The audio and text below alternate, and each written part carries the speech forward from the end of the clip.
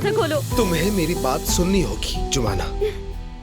क्या तुम मुझे नहीं चाहती? तुम क्या चाहती हो कि मैं तुमसे दूर रहूं? हाँ मैं चाहती हूँ कि तुम मुझसे दूर रहो। इन लड़कियों को देखो जो ओजान के इर्द गिर्द फिरती रहती है। आखिर में इन्हीं में से किसी एक से शादी करेगा। इसलिए तुम कभी भी मेरी जैसी गलती को बिल्कुल मत करना।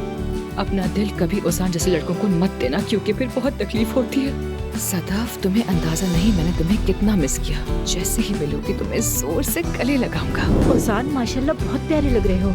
ये ओजान इतना तैयार होकर आखिर जा कहाँ रहा है? जरूर किसी लड़की के लिए। यकीन नहीं आ रहा कितने दिन हो गए तुम्हें देखे हुए। तुम जिंदा भी थे या नहीं? देख रही हो तुम्हारे सामने हूँ, जिंदा हूँ। जानती हूँ, मैं भी तुम्हें बहुत मिस कर रही थी।